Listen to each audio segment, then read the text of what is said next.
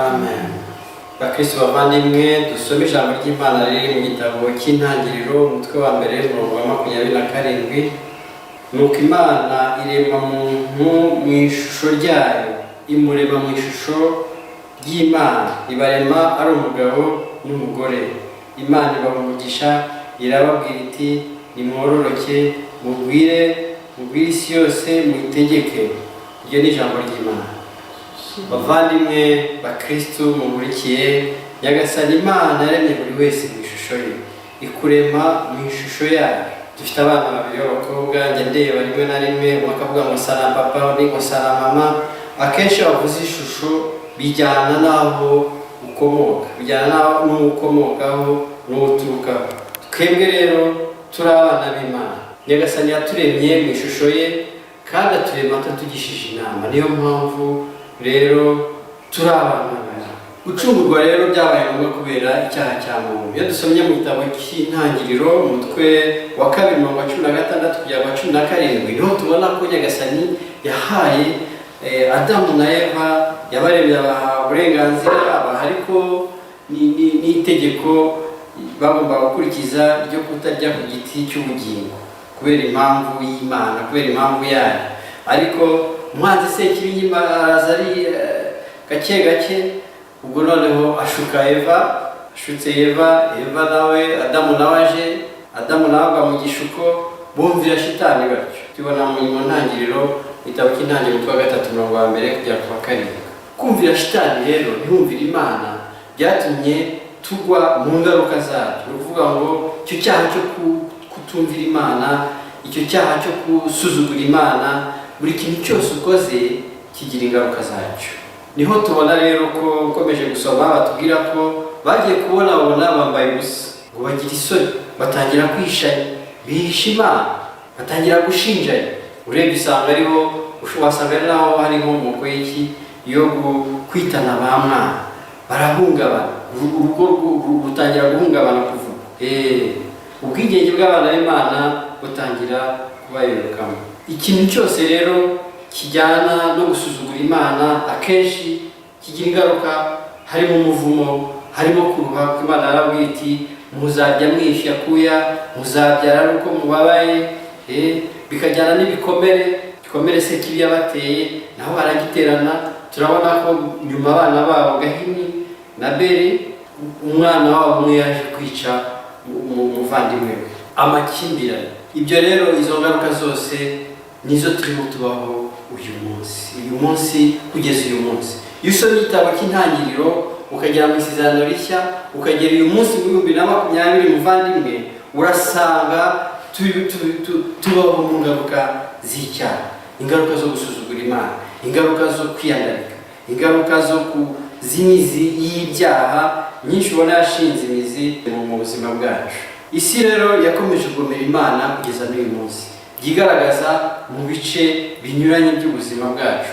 Iyo urebye mu mategeko, none se niba hari igihugu gitora itegeko ryo kwica, ryo gukuramo inda, ryo kwemera abantu ku bana bahuje ibitsina, ayo mahano yose urumva atarakaga mu bukungu, mu muco no mu myidagaduro. Basanga nyine ikitwa ubusambanyi, ntabwo ubusambanyi ntibukitwa ubusambanyi, ahubwo nyine ni ukubana no guhuza ibitsina. Ibyo nyine bikaba birorohejwe, imyambarire idahwitse.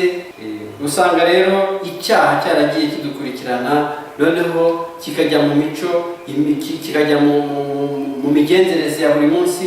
Imigenzereze ya buri munsi nayo ikaba umuco ukazagera ukaba itegeko. Ku buryo rero usanga kuri iki gihe tubaho muri izo ngaruka, nikoze ibinyuranye nabyo gusa n'utagaragara neza muri sosiyete y'uyu munsi. Ikoranabuhanga usanga no mu ngo zacu ari ikibazo gikomeye, kubera ko ikoranabuhanga ari ryiza, ariko ugasanga nyine ni ikintu kibangamiye uburere bw'umwana, kibangamiye umuntu, ndetse natwe abakuru ugasanga cyatugezeho ingaruka.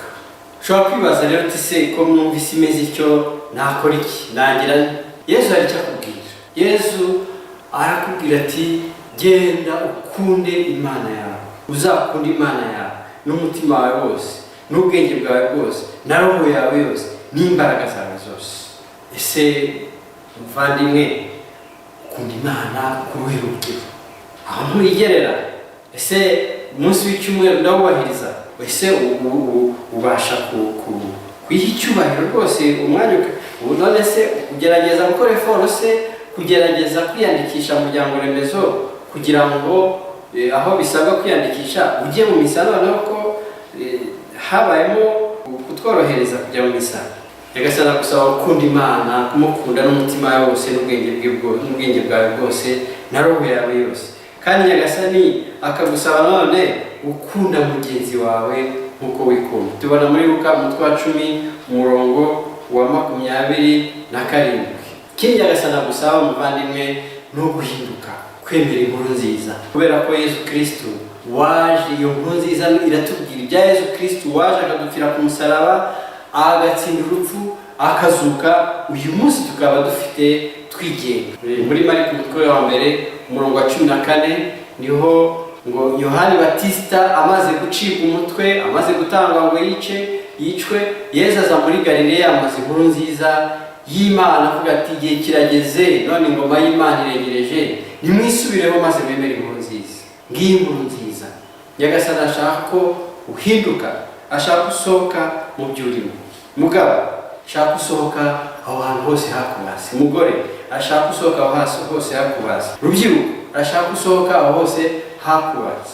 Wakomeza mu Evangelii y'ahantu umutwe wa 8 umurongo wa 11, Nyagasani akatubwira ati rekeraho gucumura ukundi. Bari bamuzaniye nyine umugore wasambanye, bose bamucira urubanza. Twese rero ku isi usanga umuntu wakoze icyaha biroroha cyane kumucira urubanza, kumutaha amabuye.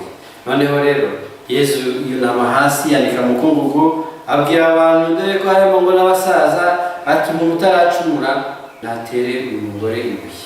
Bose bagenda biruka. Hari ka brag kavuga ngo hari warungurutse, warungurwa wese barebaga akabona Yesu arimo arandika ibyaha bye. Urungurutse wese akabona Yesu agahita aca akigendera. Yesu yubuye amaso rero asanga hari wa mugore wenyine, aramaze ati abandi bari he, aravuga ati bagiye. Ati rero ngaho nanjye naramaze guciriye, genda amahoro, ariko urekeraho gucumura ukundi. Ikindi Nyagasani dusaba abavandimwe ni ukureka kwimika izindi mana. Reka kwimika izindi mana.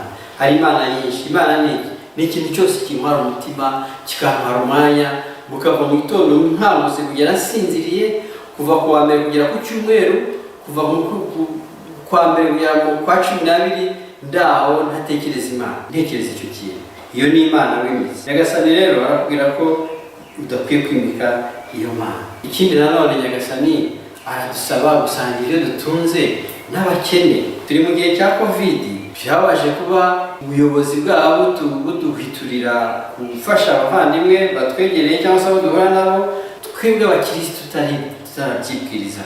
Kuki utegereza ko umuntu agusaba? Nyagasani adusaba ko tubaho mu gihe cy'umutima wumva icyo undi mutima ukeneye. Niba uhuye n'umuntu ashonje, ababaye, ubona mu maso yasoma agahinda, ukitamwegera umaze uti muvandimwe nicyo ukeneye nagufasha. Uwo mutagatifu navugaga Benani wavuze ngo icyo nkeneye si uko umbwira uwo uriwe, ahubwo icyo nkeneye ni ukumbwira icyo unkeneyeho. Rero nk'uko nabivuze Mutagatifu Augustine atubwira ati nyamara mu gucungurwa kwacu tugomba kubigiramo uruhare.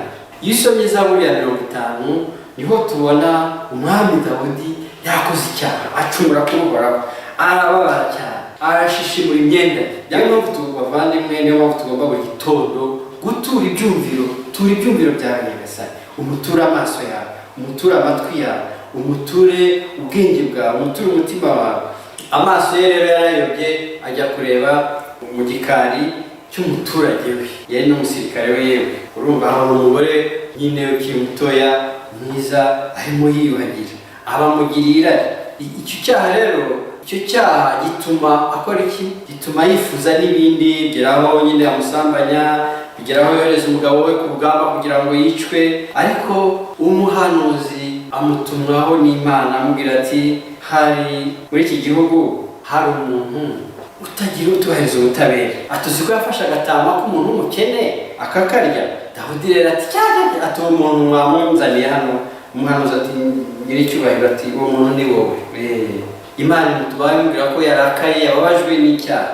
ariko Dawudi ikintu yakoze yabonye ko yahemukiye Uhoraho, ashishimura imyenda ye yaryama mu ivu, mbese yicuza ibyaha. Ubona muri Zaburi ya 50.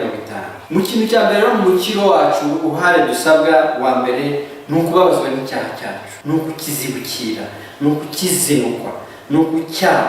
Ese waba waraguye? Uyabyuka. Mu rugamba Sipiriyani wajyaga avuga ngo tugwa tubyuka kugeza dutashye ijuru. Haleluya. Nyagasani ashaka ko nubwo waba waraheze hasi uhaguruka, courage, tera intambwe, ongera utangire, nouveau départ. Nyagasani agusaba gutera intambwe, umurangamire. Tera intambwe nk'iyo Petero yateye asohoka mu bwato, ko Nyagasani abasanze mu bwato, noneho bagira ubwoba bajya ngo nibaringa. Yesu arababwira ati, Petero arabwira ati Nyagasani, Yesu arabwira ati nimuhumure n'iki. Petero ati Nyagasani niba ari wowe tegeka ngusanga. Ati ngwino. Petero atera intambwe, ava mu bwato, atera intambwe ya mbere, atera iya kabiri, atera iya gatatu, kabona biragenda. Ariko ageze ku ya kangahe atangira gutebera. Kubera iki? Kubera ko yatangiye kwibona mu mazi, kwibona mu bibazo. Tera intambwe rero, Nyagasani azagufata akaboko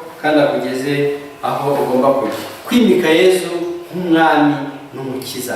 Nyagasani ashaka kumwimika nk'umwami n'umukiza. Ese muvana iwawe mu rugo, aho ukorera, byubamo, ese wakira Yesu umwami n'umukiza? Nyagasani kandi araguhiturira kugira ukwemera koko nk'uko ushyigura imisozi nk'uko abitubwira. Erega nta kintu tutemerewe usibye icyaha. Nyagasani aratubwira ati munsabe ntacyo murasaba kugeza uyu munsi. Iyo turebye mu Ivanjili ya Yohani umutwe wa 11 niho tubona urupfu rwa Lazaro, wari inshuti ya Yesu. Lazaro yari inshuti ya Yesu cyane, ariko noneho Lazaro imuriza kugera kuri Yesu ko Lazaro yapfuye. Abwira intumwa ati muze tugende. Urumva baragenda nyine bagerayo, bagezeyo asanga ni amarira gusa, nawe bafatwa n'agahinda. Bashiki ba Lazaro baramwegera, baramubwira bati Nyagasani yuba hano umusaza wacu ntaba yarapfuye, ariko nzi ko icyo wasaba cyose mu izina ry'Imana yakiguha. Haleluya. Nyagasani adusaba kwemera, tukemera ko icyo twasaba cyose Imana yakiduha. Nuko rero Yesu yegera ababwira ati mwamushyinguye he? Bajya kumwereka imva, ariko babanza no kuresista, babanza kubirwanya. Umushiki umwe arambwira ati Nyagasani uyu munsi ni wa kangahe? Ubaranuka. Ni umunsi wa gatatu ubaranuka. Muri Yohana umutwe wa 11:39 Yesu aramureba aramubwira ati ariko se sinakubwiye ko niwemera uribona ikuzo ry'Imana? Muvandimwe, imva yawe urayizi? Ese wabuzi ko bishoboka kwisohokamo? Nyagasani Yesu arashaka kuyegera, kuko Yesu amaze kuvuga ijwi riravuga ati Lazaro nyine akora iki? Arabyuka, ariko asanga gihambiriye. Arategeka ati mumukureho imigozi hanyuma mureka agenda. Haleluya. Ese wowe abavandimwe, Nyagasani agusaba gukura mu mva, gukuraho ibuye, guhambura, ubundi Imana igakora ibyaha kandi ukabareka bakagenda. Aho niho wabakomeza ukabazirika. Tureke Imana ikore bavandimwe. Iki Nyagasani adusaba ni ugutakambira Imana. Takambira Imana. Muri Yohana muri umutwe wa 8 murongo wa 22-26 intumwa zari kumwe na Yesu. Yesu yari ari kwirango ry'ubwato wasinziriye. Nuko haza imihengeri, haza imivumba, ubwato butangira kurohama, bavoma ubwato bakura amazi basuka hanze, birwanira kandi Imana iri kumwe nabo. Haleluya. Ariko umwe aza kugati Nyagasani turi kumwe. Uyu munsi mu bigeragezo urimo, mu mihengeri urimo, Nyagasani arashaka ko ukora iki? Wibuka ko hari kandi utekereze ko asinziriye. Imana yacu ntabwo isinzira. Haleluya. Imana yacu ntabwo igisinzira. Ambaza izina rya Yesu. Hari umunsi umwe nagiye muri bisi ntashye, noneho ngenda nkunda kuririmba cyane. Naririmbaga rero nkagira amaderanja, izina rya Yesu niryo ngabo, izina rya Yesu niryo ngabo, izina rya Yesu niryo ngabo. Rero abaryemera niho bihisha, no mu bigoye niryo ngabo. Nkomeza nkaririmba ariko mirimbira nyine gake, noneho mvamo nitahira. Rimwe rero kazahure n'umubyeyi umwe arambwira ati ese wa muvandimwe wakongera ugashyiraho ka karirimbo. Haleluya. Akaye se nawe bwawe sinkuzi, urambaza akaririmbo ubundi se nakaye ni ryari ko numva ntabyina aterega atari umunsi umwe twaburiye muri bisi ati uririmba akaririmbo ati ntabwo waruzi ukuntu wamfashije ati kijya gihe nari ngiye kwiyahura. Haleluya. Atari kuko waririmbaga nayo wicaye iruhande ati numva umwuka w'urupfu uragenda usohoka wagiye gusohoka muri bisi nafashe icyemezo cy'ubuzima. Haleluya. Duhe Imana yacu amashyi. Kristo Yesu ni muzima. Haleluya. Izina rya Yesu rero ni izina rikiza, ni izina rikomeye, ni izina ry'ububasha. Yesu adukiza rero ingoyi zitandukanye, ingoyi za sekibi, ingoyi za karande. Yesu aradukiza ibintu byose byatubase, ingeso mbi, ubusinzi, ibiyobyabwenge, akadukiza ibintu byinshi. Ariko iyo umwemereye nkuko yabwiye Marita, yabwiye mushiki wa Lazaro ati sinabwiye ko niwemera ubona ikuzo ry'Imana. Yesu rero yaje wawe, yaje mu mva yawe, yaje mu bibazo byawe, mu byakubase aragukiza. Nyagasani kandi adusaba gukora ku nshundura. Ubasha bwa Yesu ku nshundura ze, ubasha bwe bubasha gukora iki? Bubasha kudukiza. Izina rye ni ikintu gikomeye cyane kidufasha.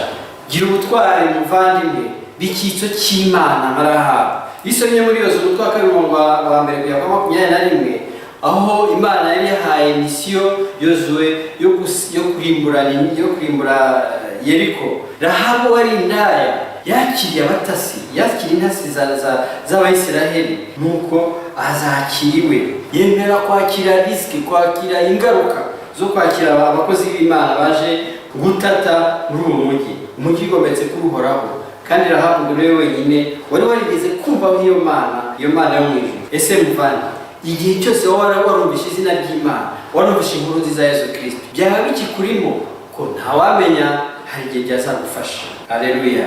Emera rero kuba inzira y'ingabo zo mu ijuru zije gusenya inkuta za Yeriko, zikuboshye. B'icyitso cy'Imana ije mu buzima bwawe, ije kukubohora. Emera Imana ize mu buzima bwawe, emera Imana igufashe. Kandi ushobora kumaza igihe wenda usenga ariko mu by'ukuri ubona utarabona igisubizo. Tegereza nka Ana muri Samuel wa mbere umutwe wa mbere umurongo wa 12-17. Ana yari yarabuze urubyaro, ariko umugabo we yashatse abagore babiri. Umugore wundi rero akajya ahora mukwe akamuseka. Umunsi umwe w'ibirori, ku munsi w'ingano ngo niho yamusekaga cyane. Ana rero rimwe ajya mu ngoro akajya asenga kubera ko yabaga yumva afite n'ikimwaro, ntiyatinyuka no kuvuga, ntiyatinyuka kumbura umunwa. Ushobora kuba nawe mu buzima bwawe umva udashaka kumbura umunwa kubera ubuzima bwawe, kubera ko guteye isoni, umusaraba wawe ni w'isoni. Ariko ngo umuherezabitambo aramwitegereza amubwira ati ariko se madamu, ati iyo nzoga wagiye kwiryamisha ko mbona wasinze. Aramuhindukira aramwitegereza ati shobuja, ntabwo ari inzoga zituma mvugishwa gutya, ahubwo atureba n'umuja wawe wishwe n'agahinda. Ahita amumugisha ngo kuva icyo gihe ahita ajya mu maso. Imana rero iramusubiza, imuha umwana. Uwo mwana rero yahise amwita ngo Samuel. Imana irasubiza. Haleluya. Imana yamuhaye icyo yasabye. Kristo Yesu akuzwe. Imana irakureba, irakuzi kandi iragukunda. Soma muri Izayi umutwe wa 43 umurongo wa 1 kugeza ku wa 4, aho Nyagasani abwira ati witinya, wikuheba ko ndi kumwe nawe. Natanze Misiriho inshungu yawe, Kushi na Seba y'ingurane yawe, ariko bitewe n'agaciro ufite mu maso yanjye uriho kubahwa kandi nanjye nkabakunda. Muvandimwe, tegereza ugushaka kw'Imana kandi wibuke ko Imana isubiza. Nawe uzavuge nka Ana uti Imana yampaye icyo nayisabye, Uhoraho yampaye icyo namusabye. Samuel wa mbere umutwe wa 1 umurongo wa 27. Reka rero dushimire Imana kandi duhore twishimye.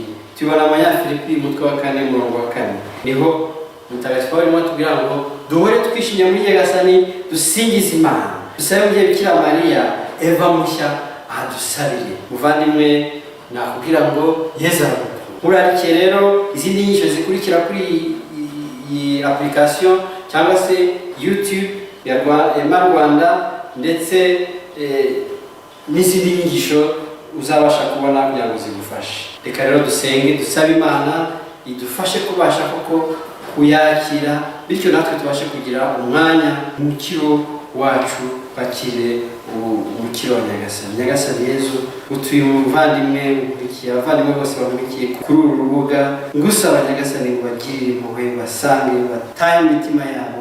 Utuye ibibazo byose bafite, reba bafite agahinda nyagasani, reba bafite ubwoba nyagasani, reba bafite ibibazo binyuranye nyagasani, basange maze ubahumurize, ubahe ibyishimo, ubahe amahoro. Nyagasani Yezu mu izina ryawe uhoshe imihengeri yose yabiri mu mitima yabo, uhoshe imihengeri yabo yose yabiri muri situation barimo, maze utangaze amahoro, utangaze ituze, umugisha wawe basendere mu nyagasani. Bisabye ku Yezu Kristo umwami wacu. Amina. Ku izina ry'Imana Data na Mwana na Mutagatifu. Amen.